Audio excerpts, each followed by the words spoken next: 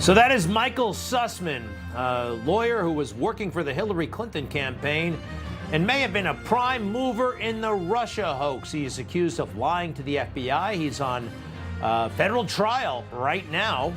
Arguments are being heard in Washington, D.C. This trial should be huge. It should be so big. Everybody should be talking about it. But since it implicates Hillary Clinton, the fake news is trying to minimize it as much as possible.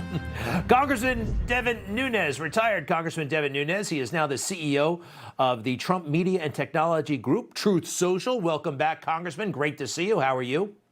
I'm doing well, Greg, but you're exactly right. The fake news is totally ignoring this. They just want it to go away. The good news is there's more to come, though. Let's get to the more to come in a moment. Hey, right now, first of all, what did he do? Put it in lay terms. What did this guy do? It's really, really simple. So this is a small piece of the large Russia collusion hoax. What Durham did is he found something very specific, and that is that he lied to the FBI. So he went into the FBI, said that there's a text message, because we can now talk, we've seen all the evidence now, and I think I'll just kind of outline quickly the pieces that we know, I think, that are critical. Text message from him to James Baker at the FBI saying that he's just a good Samaritan. I just want to come in, not on behalf of any client, but I have some important information to tell you.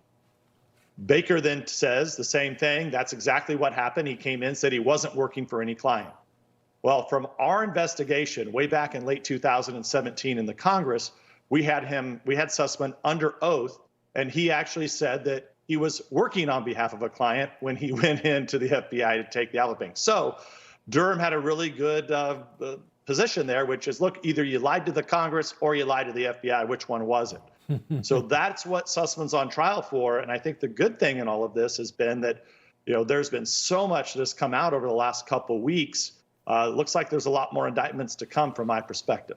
Couple of things. Why didn't Mueller find out about this? Mueller was working on that for, 2 years, and didn't put his findings out until 18, actually even later than that, 19. Why didn't Mueller find this?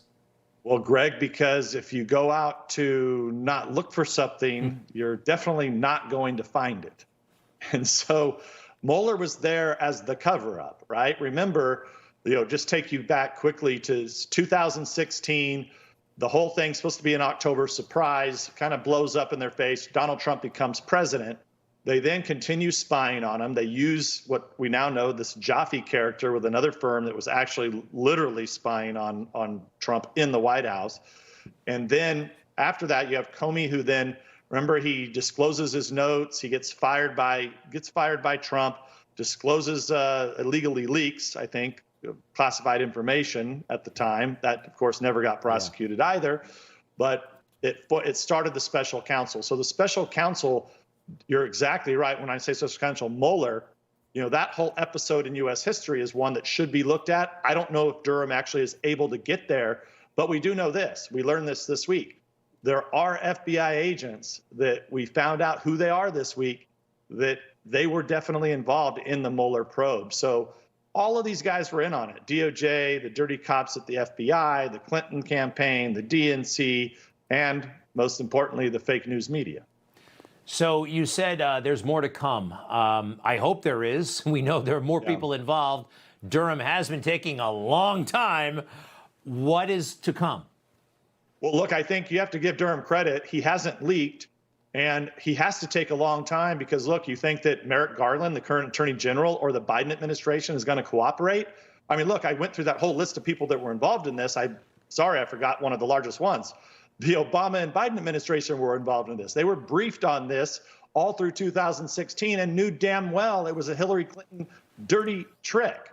So what's to come? There's another indictment that's already out there. It's going to start in Northern Virginia, which should be a lot better jury, hopefully a better judge, involving the supposed Russian source who was actually living in America, working at liberal Brookings Institute, who was the source behind the Steele dossier. So that's coming up. But what we found out this week is we now know from this trial that in evidence and people who testified, there are current FBI agents also under investigation.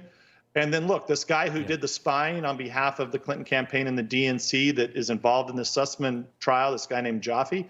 I mean, look, I have to think that he's seriously being considered to be indicted by Durham, but we just have to wait and see.